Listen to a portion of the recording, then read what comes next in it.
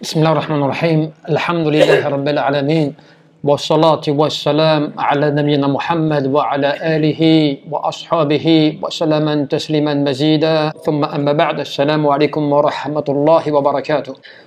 أخوة الكرام، وقال جل في علا في كتابه العظيم: واذكر ربك إذا نسيت واذكر ربك إذا نسيت. يعني قد أرشد الله سبحانه وتعالى من نسي الشيء في كلامه إلى ذكر الله سبحانه وتعالى، فإن النسيان منشأه يعني من الشيطان، يعني الشيطان كذلك. C'est-à-dire que, mes chers frères et sœurs, Allah subhanahu wa ta'ala nous rappelle dans un verset coranique: lorsque invoque ou rappelle-toi ton Seigneur lorsque tu oublies. Rappelle-toi ton Seigneur lorsque tu tombes dans l'oubli, c'est-à-dire que lorsque tu es dans le fait d'avoir oublié, que ce soit l'adoration d'Allah subhanahu wa ta'ala, que ce soit des choses comme cela, rappelle-toi Allah azza wa jal, pour fortifier ton rappel. Rappelle-toi ton Seigneur lorsque tu as oublié. Et Allah jalla fi'ala nous rappelle à travers ce verset, il nous oriente sur une chose très importante, qui est fondamentale. Et il nous rappelle qu'en fait, que lorsque la personne oublie quelque chose, lorsqu'elle est dans l'oubli concernant son rappel, concernant ses paroles, des choses comme cela, il doit revenir au rappel d'Allah subhanahu wa ta'ala. Parce que l'oubli, c'est quelque chose qui provient de Satan. Lorsque tu oublies Allah, lorsque tu es dans la négligence vis-à-vis d'Allah, lorsque tu ne sais pas comment faire pour évoluer dans ta religion et que tu te laisses aller, cela c'est parce que tu oublies Allah azza wa jal et que Shaitan prend le dessus. وقال فتى موسى عليه السلام كذلك في سورة الكهف: وأما أنسانه إلا الشيطان أن أذكره. Lorsque Moussa alayhi salam a dit la même chose, lorsqu'il a dit, il avait oublié le poisson, qu'est-ce qu'il a dit? Il a dit: certes, Satan a été que la cause de ce qui s'est passé pour que j'oublie cela. ولهذا كذلك وذكر الله سبحانه وتعالى يطرد الشيطان إذا ذهب الشيطان ذهب النسيان. ذكر الله سبحانه وتعالى سباب للذكر، ولهذا قال جل في علا: واذكر ربك إذا نسيت. من لم يستعمل نفسه وماله في عبادة الله سبحانه وتعالى استعملها بغير اختياره في طاعة الشيطان. ولماذا؟ إذ كان لابد لنفسه من عمل. Et c'est pour cela qu'il est important que si toi tu veux trouver une solution aujourd'hui, si toi maintenant tu veux évoluer dans ta religion, que tu veux progresser dans l'adoration d'Allah subhanahu wa ta'ala, il y a une chose importante pour cela. Il faut que tu te rappelles souvent Allah azza wa jal. Il faut que tu crées des causes chaque jour qui te ramènent Allah subhanahu wa ta'ala. Pour que Allah subhanahu wa ta'ala, il t'assiste. Pourquoi? Parce que beaucoup de sages disaient: si la personne, elle ne met pas en œuvre toute sa personne, c'est-à-dire son être, ainsi que ses biens, elle ne le met pas dans l'obéissance, dans l'adoration d'Allah subhanahu wa ta'ala, automatiquement, sans qu'elle le sache, bon gré mal gré, contre sa propre volonté, elle va se mettre à mettre cela dans l'obéissance à Shaitan.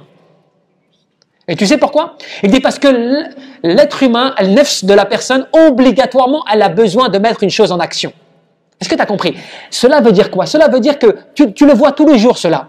Toi, quand par exemple, tu es jeune, ou tu as la volonté, ou tu as l'argent, ou tu as la capacité, tu as vraiment la volonté. Si cela, tu ne le mets pas dans le service pour Allah, si tu ne le mets pas dans l'adoration Allah azza wa jal, automatiquement, tu vas le mettre dans autre chose. Parce que tu as besoin d'agir. Tu peux pas être en forme, dans la capacité, dans la bonne santé, dans la richesse, tout cela, et ne rien faire. Tu es obligé de faire quelque chose. Donc, soit tu vas le faire dans la vérité, dans le haqq, et tu vas l'utiliser dans l'obéissance à Allah subhanahu wa ta'ala, soit tu vas l'utiliser dans le contraire. Donc, c'est pour ça qu'il est important que l'adorateur, chaque jour, il se remette en cause. Qu'est-ce que tu fais, par exemple, de ton argent? Qu'est-ce que tu fais de ta bonne santé? Qu'est-ce que tu fais de ton temps? Qu'est-ce que tu fais, de tes connaissances? Qu'est-ce que tu fais, de tes capacités, de ton pouvoir? Tout cela, qu'est-ce que tu en fais? Mais pour Allah subhanahu wa ta'ala, pas pour ce bas monde. Je parle pour Allah azza wa jal. Comment tu l'utilises cela? Et cela, pour te rappeler quoi? Pour te dire que Allah jalla fi'ala, il te met en garde. وَلَا تَكُونُوا كَالَّذِينَ نَسُوا اللَّهَ فَأَنْسَاهُمْ أَنفُسَهُمْ أُولَئِكَ هُمُ الْفَاسِقُونَ. Ne soyez pas comme ceux qui ont oublié Allah. Allah a fait en sorte qu'ils se sont oubliés eux-mêmes. لا تنسوا ذكر الله سبحانه وتعالى فينسيكم العمل الصالح التي تنفعكم في ميعادكم يعني اليوم القيامة. ولماذا؟ فإن الجزاء من جنس العمل.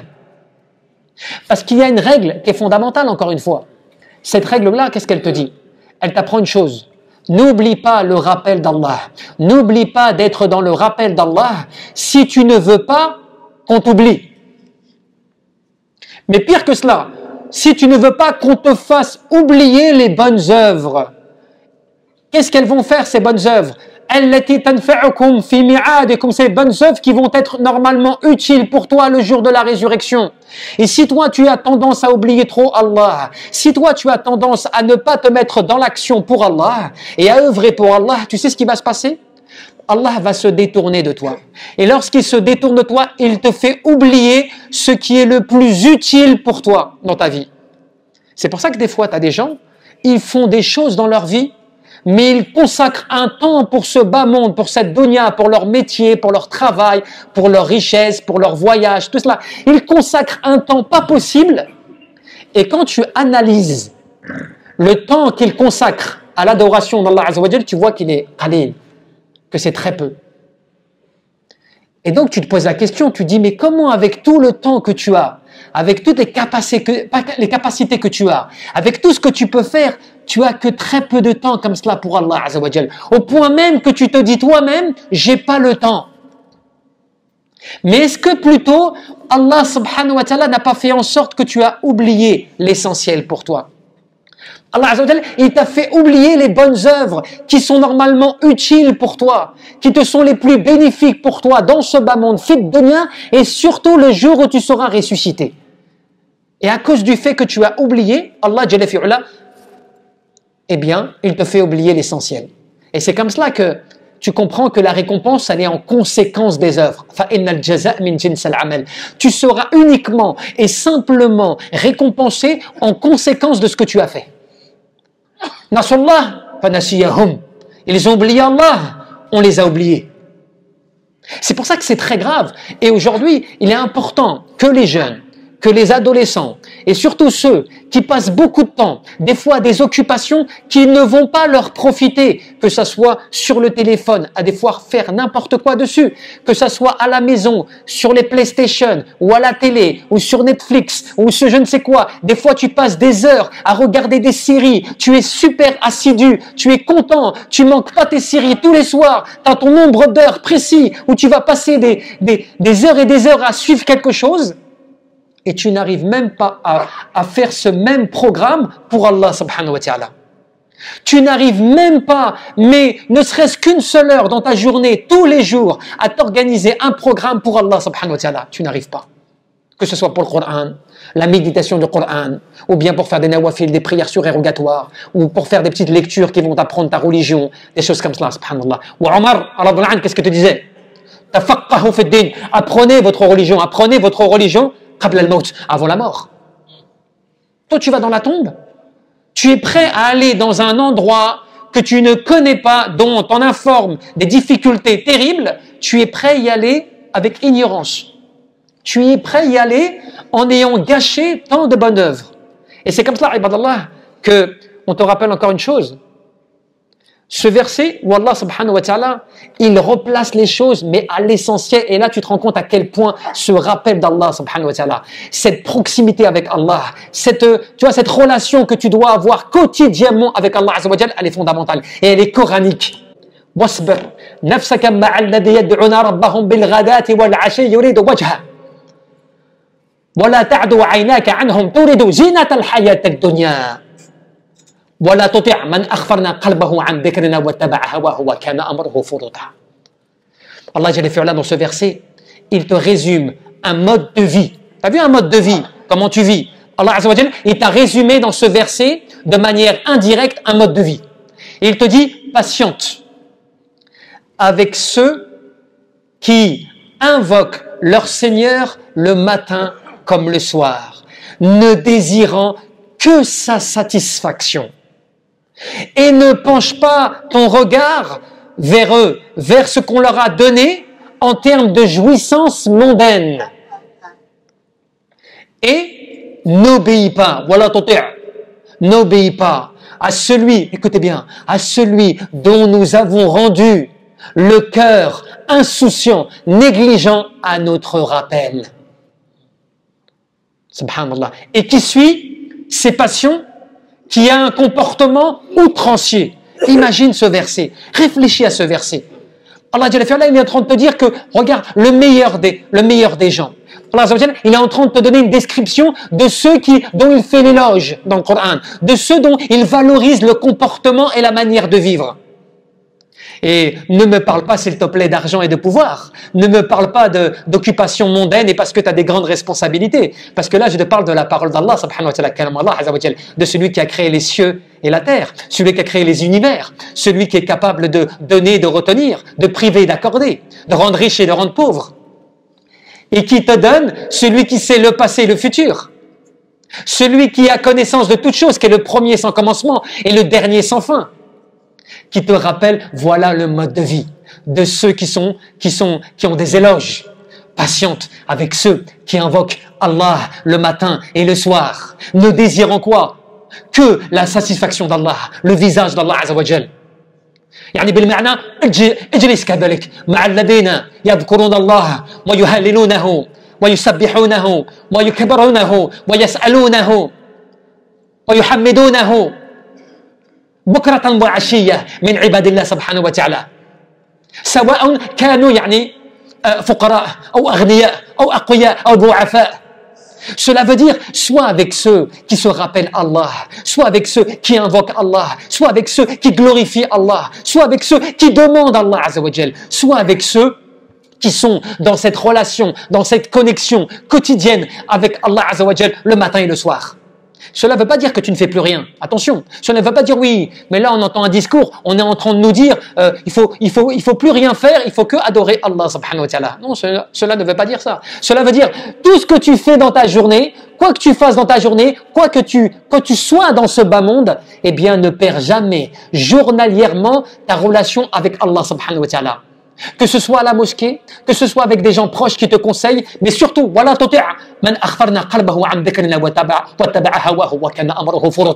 surtout, n'obéis pas à celui, n'obéis pas à qui? Regarde, à tes copains, à tes amis qui te disent, vas-y, viens, on sort. Viens, on va se balader. Viens, on va faire une soirée. Viens, regarde telle série, regarde tel épisode, regarde ceci. Et tu as perdu dans ton mois un nombre d'heures qu'on pourrait quantifier en nombre de jours. Tellement tu as perdu du temps dans ce mois-là. Donc n'obéis pas à celui dont nous avons rendu le cœur négligent, insouciant à notre rappel. Tu comprends à travers cela cette importance pour l'adorateur d'Allah subhanahu wa ta'ala, et bien de se rappeler Allah. يعني وليس يعني الفضل ذكر الله سبحانه وتعالى يعني محشرا في التهليل والتكبير والتحميد. يعني بل كل مطيع لله سبحانه وتعالى في عمل فهو ذاكر وأفضل ذكر القرآن الكريم. Et il ne faut pas, attention, ne vous trompez pas sur le fait de croire que celui qui se rappelle Allah ou que le meilleur des rappels, c'est uniquement celui qui fait du takbir, qui dit subhanallah, walhamdulillah, wa la ilaha illallah, qu'il n'y a que lui qui fait du entre guillemets, qui fait du rappel d'Allah Azza wa Jal, qui se rappelle beaucoup Allah. Non, toute personne qui obéit à Allah subhanahu wa ta'ala et qui met en action, eh bien lui, il est dans le rappel d'Allah subhanahu wa ta'ala. Ce qui veut dire que lorsque tu es au travail, et que ton travail te permet de te rappeler Allah, que lorsque tu es au travail par exemple, et que tu es en mesure dans ton travail de savoir que ce que tu fais là, tu le fais pour Allah, parce que tu as besoin d'avoir un rizq halal, une subsistance licite, pour nourrir ta famille, et pour vivre dans le licite, eh bien là tu es dans le rappel d'Allah subhanahu wa ta'ala. Tu vois la différence?